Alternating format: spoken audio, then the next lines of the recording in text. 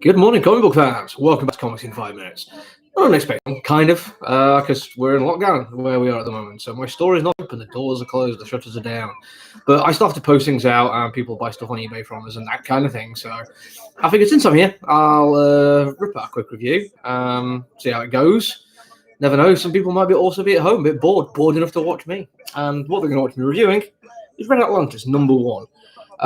My first thought on picking this one up was, well, this is Kingsman, simply because there appears to be almost unmitigated, just like out of nowhere, no real explanation for it, ultra-violence in places you weren't expecting it. This particular occasion, it's all at polling places, which is a little bit unusual, don't get me wrong, but it also seems that people involved are on their mobile phones, which again goes very, very Kingsman. Now, to start on its own would have been like, okay, fair enough, maybe there's some kind of hint of it there, but it's not enough to make an absolute conclusion. But then I had a quick look at some of the artwork later on. I'm going to show you a particular panel here, and it's just not just the level of the violence, but if you just look at like that little bit there, that looks exactly like the kind of thing that would happen in Kingsman. So I was thinking to myself, okay, you know what, fair enough, I'm going to do an homage for that. I have no problem with that. It's a totally enjoyable scene in a rather extraordinary movie. So yes, good on you. But it ends up being about considerably more than that. It doesn't go there straight away. It actually they totally turn the brakes down, slam the brakes on for a while, and it's just two students, one of which is discovering quite how much they love Ed Norton, and whether or not they're going to go into class today when something similar happens, but not enough to actually, knock them out and make them do incredibly violent things to each other. Then we jump to the police trying to investigate what's happened, and due to, at this point, I must say, some absolutely bizarre coincidences, they end up knocking on these girls' doors, should I say. And we find out that she's born in Russia but raised in America, never met her parents. She was there since she was a baby, but that Russian connection is enough to, get them asking questions. At which point, some other person, at this point, no clue who they are, just runs up and starts attacking the feds, like throw coffee in the fractured compound on the leg. Compound fracture on the leg, like really just goes to town, again, in a very nasty, ultra-violent kind of way. And it turns out he knows this girl, or at least he seems to think he does, and calls her by a different surname. And then it ends with him saying, but we've now got to go and stop World War III.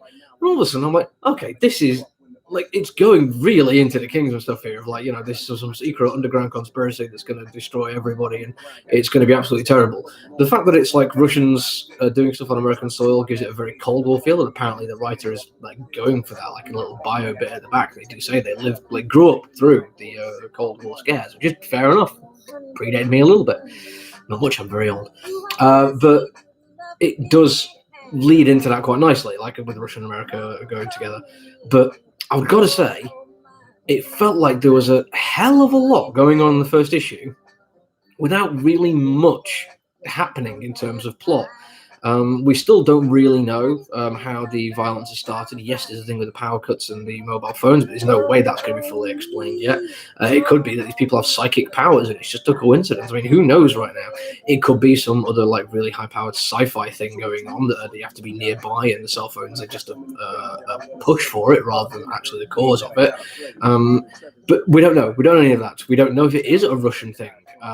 Well, there's definitely a Russian connection, but we don't know if it's like them doing the Cold War thing. It could be misinformation. It could be a false flag kind of thing that Americans are doing it, and they're looking at Russians to basically ignite the Cold War from their side of things.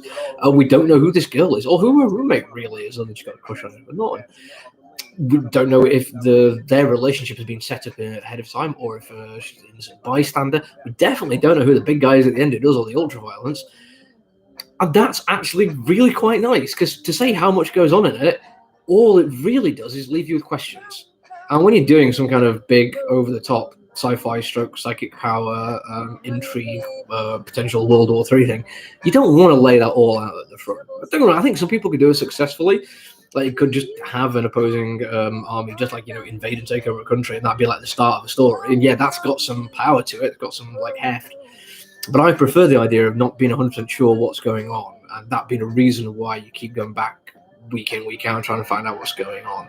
Before I run out of time, I will say, artwork, it's kind of style I really, really like, but I have to do it slightly better elsewhere. Not enough to turn me off the comic book. I've still got my copy. I'm still going to take it home with me. I'm looking forward to the rest of it. But it stops it quite from being like, oh my god, this is an absolutely amazing thing. Still, if you're looking to get hold of a copy, I'd advise you take a look. That's it for me today, though. And you never know, I might even do another one tomorrow. We'll wait and see, though. For now, bye. Yep.